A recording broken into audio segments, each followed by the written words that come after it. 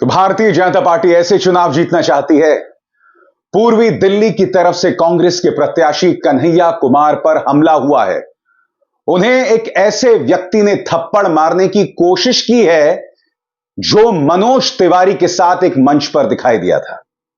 सबसे पहले दोस्तों, तस्वीरों के जरिए मैं आपको बता रहा हूं कैसे एक व्यक्ति जो है वो कन्हैया की तरफ बढ़ता है और उसको माला पहनाता है और उसके बाद कन्हैया को थप्पड़ मारने की कोशिश करता है।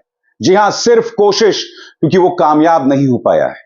मगर चुनावों के दौरान इस तरह की कोशिश, क्या इस हमले के पीछे भारतीय जनता पार्टी का हाथ है? क्या इस हमले के पीछे कन्हैया के खिलाफ वो झूठा प्रोपेगेंडा है जो पिछले 8-9 सालों से चलाया जा रहा है कि कन्हैया कुमार जो है वो देशद्रोही है?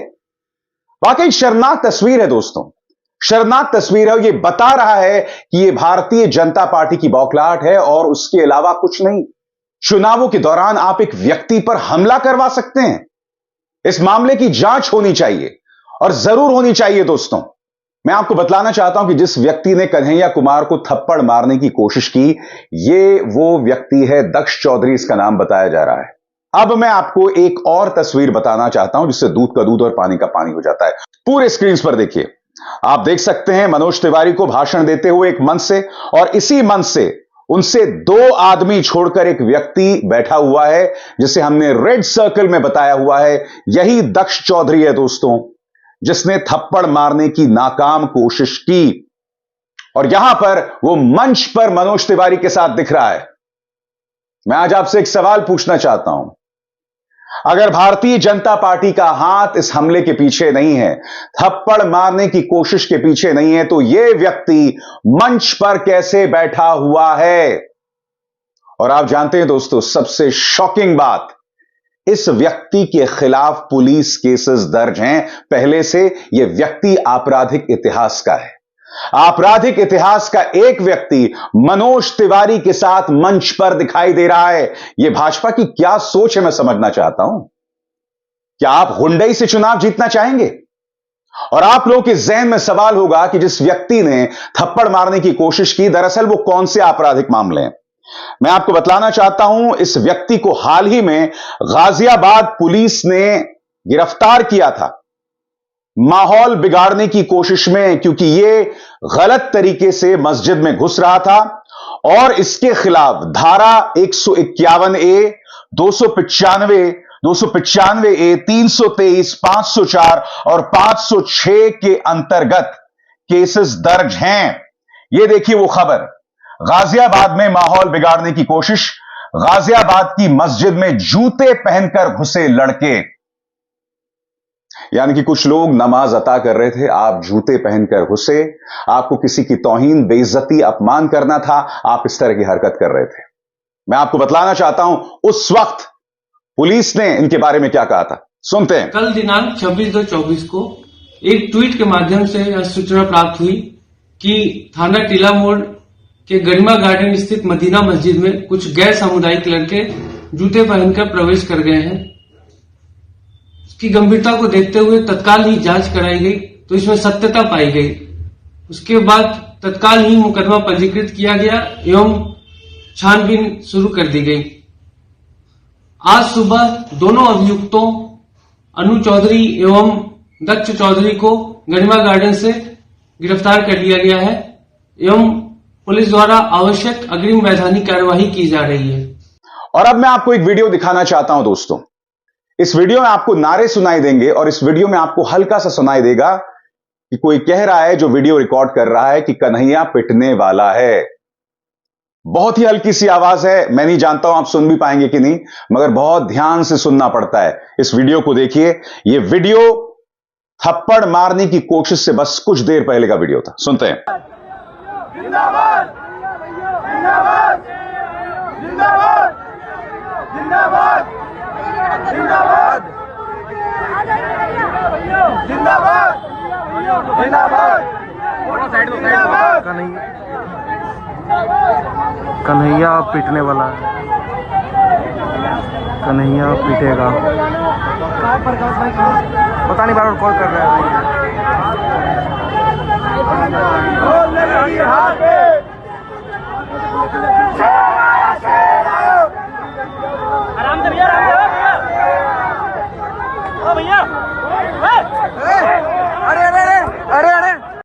मगर क्या तुम डरा पाओगे कन्हैया कुमार को? सवाल यह कि विपक्ष जिसके खिलाफ पूरा प्रचार तंत्र, पूरा मीडिया है, क्या तुम उसे डरा पाओगे? कन्हैया पर जो हमला हुआ, मैं आपसे सवाल पूछना चाहता हूं, क्या आपने प्राइम टाइम पर कभी भी डिबेट देखे? दूसरी तरफ अगर यही भाजपा के साथ हो जाता या मनोज तिवारी के साथ होता तो इस पर बहुत ढोल नगाड़े के साथ डिबेट होते। मगर वो व्यक्ति डरा नहीं है, वो अपने अंदाज में अपने हमलावरों, भविष्य में होने वाले हमलों को चुनौती दे रहा है। और किस तरह से दे रहा है दोस्तों, ताल ठोक के दे रहा है, देखिए।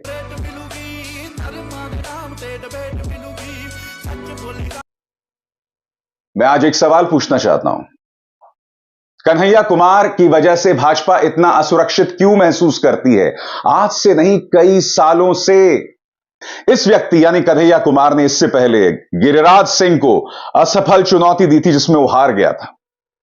मगर उससे पहले लगातार कन्हैया के खिलाफ एक झूठा प्रचार चलाया गया कि वो देश विरोधी नारे लगा रहा था। वो तमाम वीडियोस जो कन्हैया कुमार के खिलाफ बनाए गए वो झूठे थे। उन वीडियोस का प्रचार प्रसार कुछ न्यूज चैनल्स ने किया था और मैं उस वक्त एबीपी न्यूज में था दोस्तों। उस वक्त एबीपी न्यूज की रीड हुआ करती थी सच के साथ खड़े होने की, और हमने खुद उन वीडियोस का पर्दाफाश किया था। लगातार एक व्यक्ति के खिलाफ आप देशद्रोही देशद्रोही देशद्रोही बात कहते रहते हो। इनफैक्ट मनोज तिवारी और भाजपा खुद इन चुनावों के बारे में कहते हैं कि यह चुनाव जो है वो भारत माता की जय और टुकड़े टुकड़े गैंग के बीच में।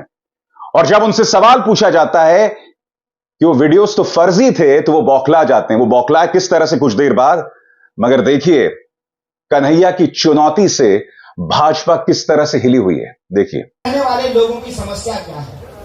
मैं तो अभी यहाँ आया हूँ आपके बीच, आप तो यहीं से रह रहे हैं। कोई लोग जो है उत्तराखंड से चल के आए हैं, कोई उत्तर प्रदेश से आए हैं, कोई बिहार से आए हैं, कोई झारखंड से हैं, कोई उड़ीसा से हैं, कोई बंगाल से हैं। अलग अलग इलाके के लोग यहाँ रहते हैं। पूरा भारत जो है वो सोनिया बिहार में बसता है, करावल नगर में बसता है। मैं बस आपको याद दिला रहा हूँ, क्या पिछली बार के सांसद जो भी मौजूदा सांसद हैं, जब प्रत्याशी थे, कैंडिडेट थे। मैं नहीं जानता हूं कि कन्हैया जीतेंगे या नहीं, मगर मैं जो आपके सामने मुद्दा रख रहा हूं उस पर गौर कीजिए।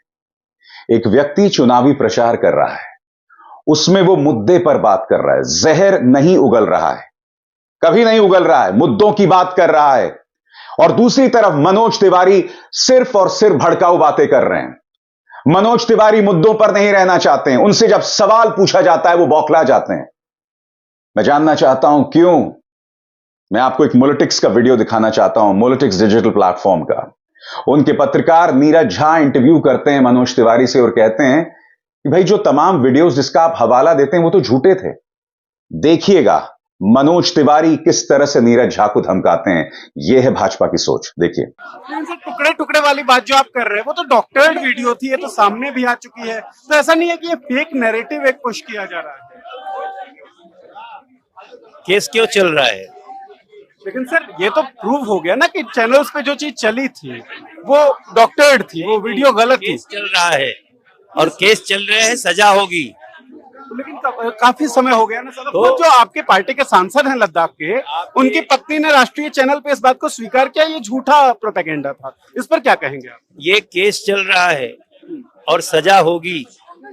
जो देश टुकड़े टुकड़े करने वाले लोग हैं ना, और कृपया आप जैसे लोगों को उनका वकील नहीं बनना चाहिए। नहीं, मैं वकील, मैं सर सवाल ही पूछ रहा हूँ। आप जो आरोप लगा रहे हैं, केस खत्म हो गया। केस खत्म। जो जिस वीडियो का आप जिक्र कर रहे हैं सर, वो वीडियो डॉक्टर्ड है, ये तो कहा जा चुका है। अमित शाह की कल रायबरेली में रैली हुई, वहाँ एक पत्रकार को सर पीटा गया, उस पर आप कुछ कहेंगे? गलत है, पत्रकार को नहीं पीटना चाहिए। अमित शाह की रैली में ऐसा हुआ है। नहीं, पत्रकार को पीटना नहीं चाहिए, लेकिन आप जैसे लोगों को भी संभल के बात।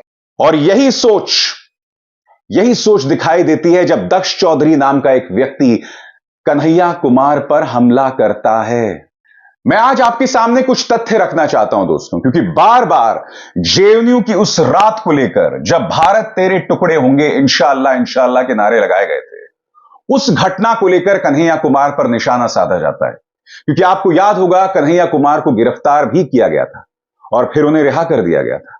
आपको याद होगा कि उस वक्त कई झूठे वीडियोस का प्रचार प्रसार कुछ न्यूज चैनल्स ने किया था, मगर बाद में वो सब एक्सपोज हो गए थे जब उनकी जांच हुई थी और यह पाया गया था कि जानबूझकर देश विरोधी नारे जो हैं वो उसमें लगाए गए थे। मगर आप जानते हैं यह एक संस्कारी पार्टी की सोच है। आज जो सवाल और जो मुद्दा मैं आपके सामने रखना चाहता हूं वो ध्यान से सुनिएगा दोस्तों। जब वो नारे लगाए गए थे, भारत तेरे टुकड़े होंगे इंशाअल्लाह इंशाअल्लाह, क्या आप जानते हैं कि उस वक्त जब पुलिस ने चार्जशीट दाखिल की थी तो जिन लोगों ने नारे लगाए थे उनकी गिरफ्तारी नहीं हुई थी, यहां तक कि चार्जशीट में भी उनका नाम नहीं था। और आप जानते हैं क्यों? क्योंकि कश्मीर में उस वक्त महबूबा मुफ्ती या पीडीपी के साथ सरकार चल रही थी, बीजेपी की। और जैसे यह गठबंधन टूटता है तो अचानक चार्जशीट में कुछ नाम आ जाते हैं और यह कहा जाता है कि इन लोगों ने नारे लगाए थे। मगर बड़ा सवाल यह दोस्तों, जिन लोगों ने नारे लगाए थे, क्या आप उन्हें कहीं पर भी देखते हैं? कहीं पर भी देखते हैं कि उनका जिक्र कहीं सुनते हैं? क्या वो जेल गए? क्योंकि कन्हैया कुमार को आपने जेल भेजा था, आपने लगातार उमर खालिद पर निशाना साधा था। आज आलम यह है कि वो व्यक्ति आतंकवाद की धाराओं में जेल में बंद है, एक निहायत ही वाहियात मामले में। मगर जिन लोगों ने नारे लगाए थे वो कहां है, मैं जानना चाहता हूं। वो रहस्यमय तरीके से जेएनयू पहुंचते हैं और फिर एक वाहियात न्यूज चैनल वहां पहुंच जाता है, उनको रिकॉर्ड करता है, और वो नारे लगाने वाले कहां गए, कहां उड़नछू हो गए, कहां गायब हो गए? यह सवाल पूछा जाना चाहिए ना। क्या यह बहुत बड़ी साजिश थी जिसके जरिए जेएनयू को बदनाम करने की कोशिश करना था, जिसके जरिए जेएनयू में नींव तैयार करना था ताकि उस पर निशाना साधा जाए? क्या यह एक साजिश थी जिसके जरिए यह माहौल पैदा किया जाए कि भाजपा देशभक्त है और देशभक्तों के साथ खड़ी है और देश विरोधियों के खिलाफ कार्रवाई करती रहेगी? एक सीधा सा सवाल, जिन लोगों ने भारत तेरे टुकड़े होंगे इंशाअल्लाह इंशाअल्लाह के नारे लगाए, उन पर क्या कार्रवाई की गई? उनके चेहरे कहां हैं? क्या किया है दिल्ली पुलिस ने उस बारे में? इस सवाल का जवाब दीजिए साहब।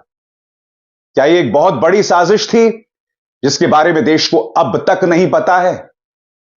काश कभी इस मुद्दे पर से पर्दा खुले। बहरहाल जो कन्हैया कुमार के साथ किया वो निहायत ही शर्मनाक है दोस्तों। वो शर्मनाक है और वो भाजपा की बौखलाहट दिखा रही है कि जिस व्यक्ति ने हमला किया वो मनोज तिवारी के साथ मंच पर दिखाई देता है। मैं इतना ही कह सकता हूं, इस जहर से अगर आप जीत भी गए तो इसका क्या फायदा? इस नफरत से अगर आप जीत भी गए तो इसका क्या फायदा? कि कहीं ना कहीं यह उस जनता के मुंह पर करारा तमाचा है जो ऐसे नफरतियों को चुन रही है। मुद्दे पर आइए और मुद्दे पर बात कीजिए। अभिसार शर्मा को दीजिए इजाजत। नमस्कार। स्वतंत्र और आजाद पत्रकारिता का समर्थन कीजिए, सच में मेरा साथी बनिए। बहुत आसान है दोस्तों, इस ज्वाइन बटन को दबाइए और आपके सामने आएंगे ये 3 विकल्प, इनमें से एक चुनिए और सच के इस सफर में मेरा साथी बनिए।